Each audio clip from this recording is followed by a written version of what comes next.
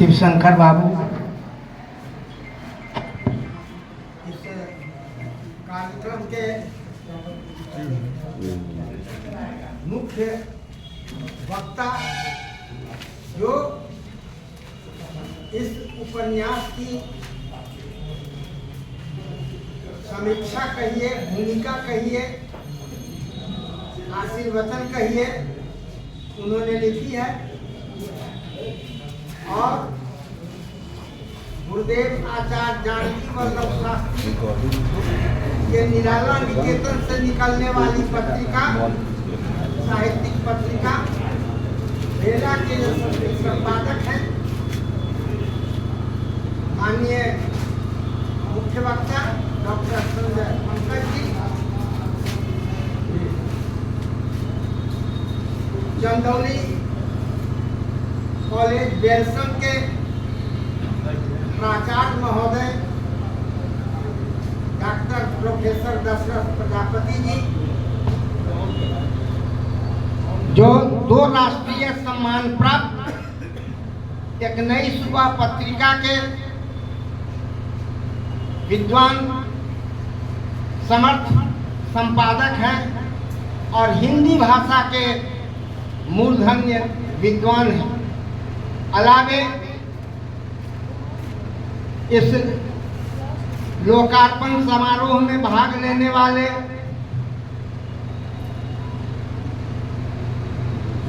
विशेष रूप से शास्त्री जी, सुरेश वर्मा जी और तमाम जो हिंदी विभाग से जुड़े प्राध्यापक लोग हैं और जितने उपस्थित कलमवीर हैं, उन सभी को मेरा हार्दिक अभिनंदन। कलम देश की बड़ी शक्ति है, भाव जगाने वाली, दिल ही नहीं दिमागों में भी आग लगाने वाली। और नेपाली जी ने कहा कि मेरा धन है स्वाधीन का। तो कलमवीरों, आप सबों के बीच यह लोकार्पण समारोह एक ऐतिहासिक हुआ।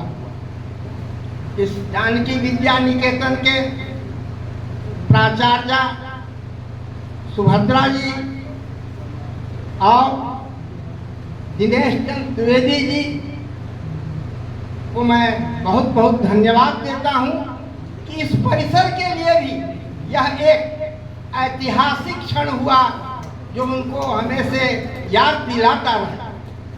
ऐसे कई गोष्ठियां हुई हैं, कई सम्मेलन हुए हैं, लेकिन आज का यह ऐतिहासिक सम्मेलन हमें से वो उनको याद रहेगा और आप हम सबको भी याद रहेगा।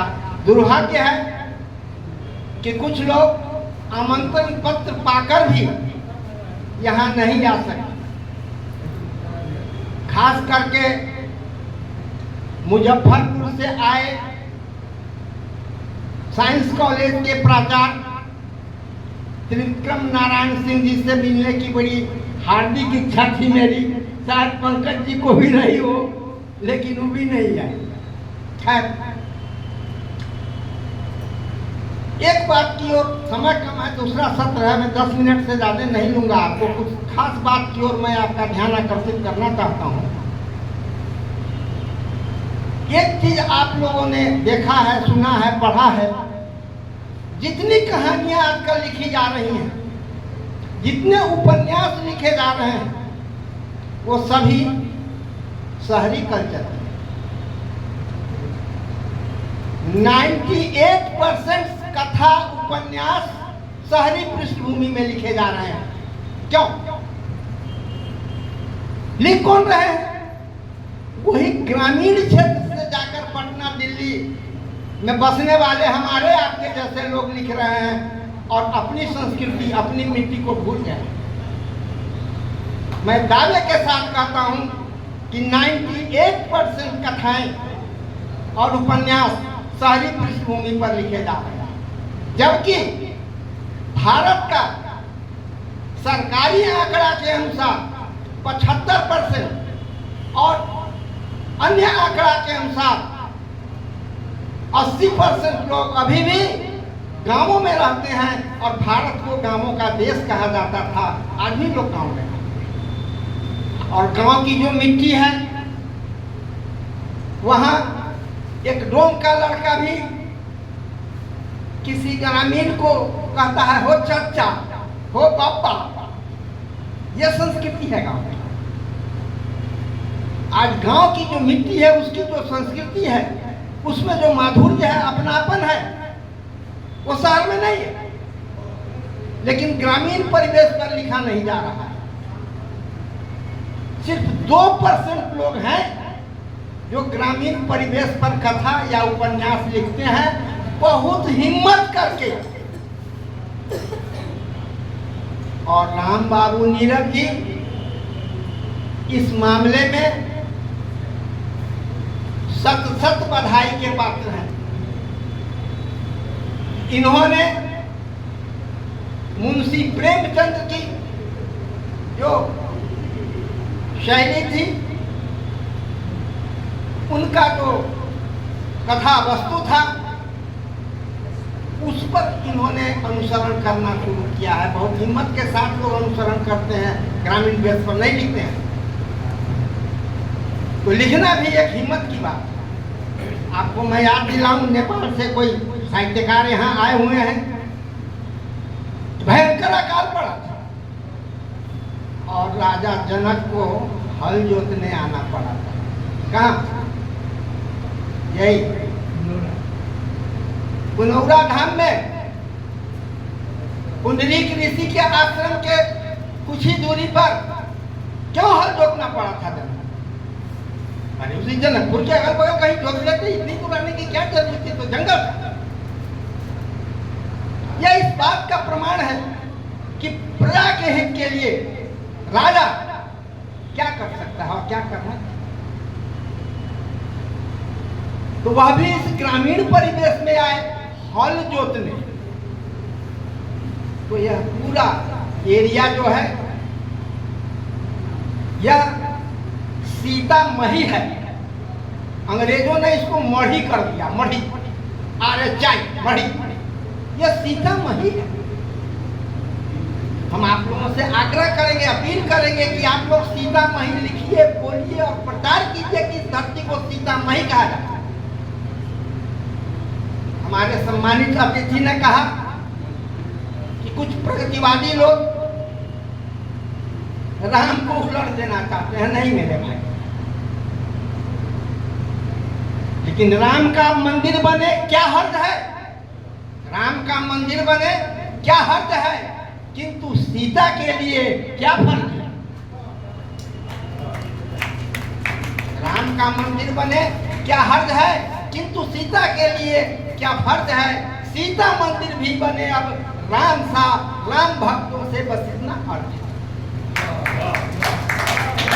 इस पुष्पादी व्यवस्था के अंतर्गत आप राम राम और सीता का हिंदू संस्कृति में, हिंदू धर्मशास्त्रों में अर्धांगिनी के बिना पुरुष अधूरा है। वह कोई यज्ञ नहीं कर सकता है, करेगा तो उसका फल उसको नहीं मिलेगा। तो यह सीता की मही है। और जनक यहाँ पर आए थे हल जोतने, जनकपुर से चल के। और इसी क्षेत्र के हमारे उपन्यासकार, कथाकार, कथाशिल्पी राम बाबू नीरव। जरूरत है प्रेमचंद की रचनाएं इतनी लोकप्रिय क्यों हो? सरल, सुबोध, सुगम्य, सुसंगत, ये 4 कारक है, याद करना। सरल, सुबोध, सुगम्य, सुसंगत, यही 4 कारक है कि किसी की भाषा शैली को जनमानस के हृदय तक पहुंचा देता है। और यह सरल, सुबोध, सुगम्य, सुसंगत जो कारक है, मुंशी प्रेमचंद में भी था और हमारे बेनीपुरी जी में था और हमारे बिहार के प्रेमचंद, सीतामढ़ी के प्रेमचंद नहीं, मैं तो छाती ठोक के कहता हूँ बिहार के प्रेमचंद राम बाबू नीरव। साहित्य में स्वीकृत 9 रस थे, आप सभी लोग जानते हैं।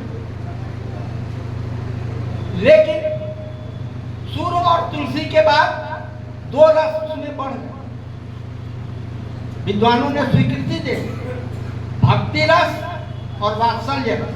तो 9 to 11 हो गए। और वात्सल्य रस में भी 2 भेद कर दिया, संयोग वात्सल्य और वियोग वात्सल्य। अब ये 11 to 13 हो गया। अब इन तमाम रसों में उनकी अनुभूति को समझना, उसमें डूबना और डूब कर लिखना, या कथा लिखना साधारण बात, कथा कहानी हम लिख सकते हैं, लेकिन उपन्यास लिखना एक बहुत बड़ी कसौटी है। और वह ऐसा उपन्यास जो सुगम्य हो, सुबोध हो, सुसंगत हो, जो लोगों को हृदय तक पहुंच जाए, वैसा उपन्यास लिखना बहुत बड़ी चुनौती है। और खासकर ग्रामीण क्षेत्रों पर उपन्यास लिखना। इसलिए राम बाबू नीरव जी को मैं कोटिस बधाई देता हूँ, उनकी मैं कामना करता हूँ। मैंने उनसे आग्रह किया था कि आप कुणाल पर लिखिए। आप सभी को मालूम होगा, सम्राट अशोक की 5वीं बीवी तिष्यरक्षिता बड़ी सुंदरी थी। वह इतनी सुंदरी थी, सम्राट अशोक के बेटे कुणाल पर आसक्त हो गए। अब एक माँ और एक बेटा, इस इतिहास को कौन ढूंढेगा, कौन निकालेगा? आज भी लोग 3-3, 4-4 शादियां करते हैं, और उसका क्या दुष्परिणाम होता है हमारे साहित्य में, हमारे इतिहास में उसका क्या परिणाम आया है। कुणाल ने अपनी दोनों आंखें फोड़ ली। पूछा तिष्यरक्षिता से कि मेरे शरीर में सबसे आकर्षक वस्तु तुम्हें क्या लगता है? तिष्यरक्षिता ने कहा तुम्हारी दोनों आंखें। उसी के सामने उसने दोनों आंखें फोड़ ली। तो मैंने नीरव जी से आग्रह किया कि आपके जैसा सशक्त कथाकार ही इसको लिख सकता है, कोई साधारण कथाकार इसको नहीं लिख सकता है। और उन्होंने मेरी बात स्वीकार कर ली। मुझे बहुत हर्ष है, और मैं चाहता हूँ कि वो जल्द से जल्द प्रकाशित हो और आप लोगों को मिले तिष्यरक्षिता, और आप लोग उसको पढ़ें। वह एक बहुत ही बेहतरीन, इनकी सारे उपन्यास जो हैं वो विभिन्न प्रदेशों में उसको अवार्ड मिला है। हाँ, बिहार प्रदेश इस मामले में कुछ अलग है।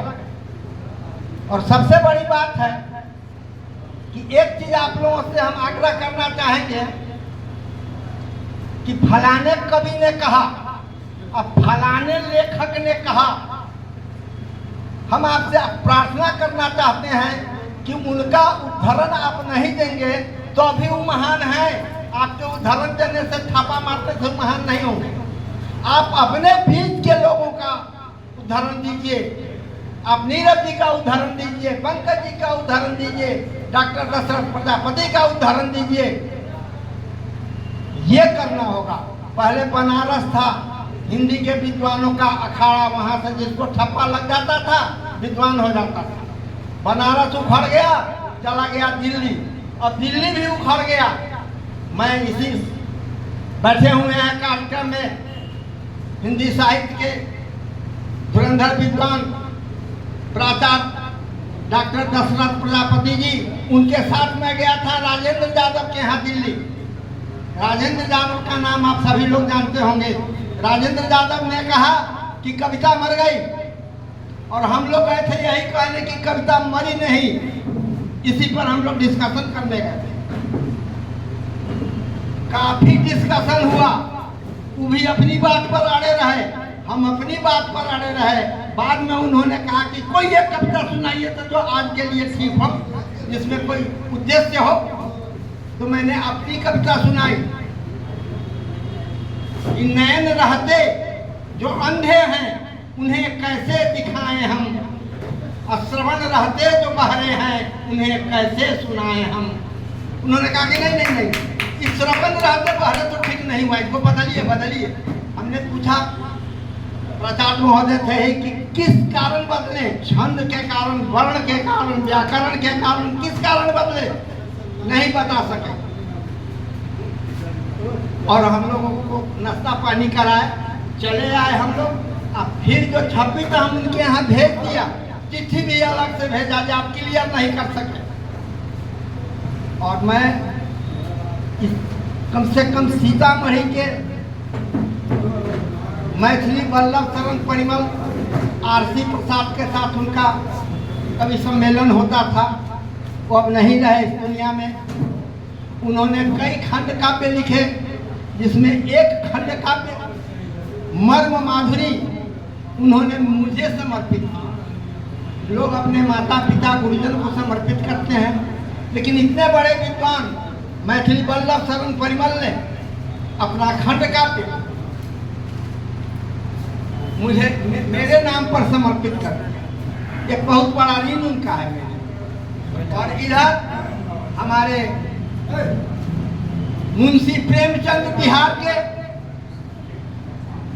और अत्यधिक हृदय के नजदीक रहने वाले कथाकार, उपन्यासकार राम बाबू नीरव ने अपना उपन्यास दरकती दीवारें उसको भी मेरे नाम पर समर्पित कर दिया। इस ऋण से मैं इतना झुका हुआ हूँ, कब कैसे इस ऋण को मैं उतारूं समझ में बात नहीं आती। उपन्यास पर बहुत सारे लोगों ने बहुत कुछ कहा है, उस पर मुझे कहने की जरूरत नहीं है। सिर्फ इतना ही कहूँगा कि इनकी हर कहानी और हर उपन्यास पढ़िए और घर में लोगों को पढ़ाइए। कुछ उपन्यास, कुछ कहानियाँ होती हैं लोग चुरा के पढ़ते हैं, बेटी न पढ़ ले, पुतोह नहीं पढ़ ले, लेकिन इनकी कहानियाँ और इनके उपन्यास आईने के तरह साफ हैं। उसमें कोई अश्लीलता नहीं है, कोई गंदगी नहीं है। घर में पढ़िए, रखिए और पढ़ाइए। स्टॉल लगा हुआ है, हम आगे उनसे उम्मीद कर रहे हैं कि दृश्य रक्षिता जो है वो लिखेंगे और जल्द से जल्द उसका लोकार्पण होगा, हम यह कामना करते हैं। और एक चीज और कहना चाहते हैं कि दुष्यंत की एक कविता का यहाँ जिक्र हुआ है, दुष्यंत की कविता का जिक्र हुआ है कि हो गई है पीर पर्वत सी पिघलनी चाहिए, हो गई है पीर पर्वत सी पिघलनी चाहिए, इस हिमालय से कोई गंगा निकलनी चाहिए। वो निकलनी चाहिए कहते हैं, होनी चाहिए। और अदम गौड़वी कहता है, क्या कहता है अदम गौड़वी?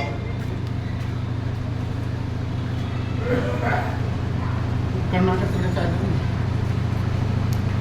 जो मुंह बने हुए हैं कि जो नज्म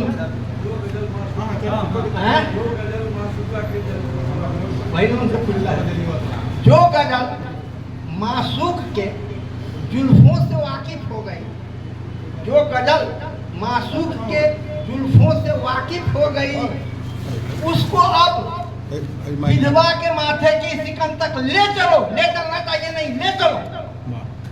ये है अदम गौड़वी और दुष्यंत कुमार में अंतर। वो कहते हैं होना चाहिए, इस लड़के को पास पढ़ जाना चाहिए। और हम उतना ही पढ़े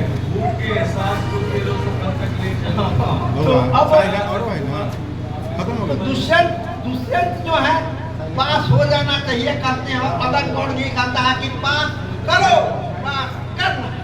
ये अंतर है अदम गौड़वी में। और इसी बात के साथ मैं आप तमाम कलमगीरों को हृदय से धन्यवाद देता हूँ, अभिनंदन करता हूँ। हमारे डॉक्टर प्रमोद प्रियदर्शी जी को किताबें यही मिली थी तो बेचारे कहते क्या वो कुछ कहते, लेकिन तो कहते कहते रुक गए। अब दूसरा सत्र शुरू होगा, इसलिए अब आप लोग दूसरे सत्र की तैयारी कीजिए। और बहुत बहुत धन्यवाद आप लोगों को। और फिर कोटिस धन्यवाद राम बाबू नीरव जी को, इस उम्मीद के साथ कि दृश्य रक्षिता जल्द से जल्द आएगी और अपनी बात में यही समाप्त।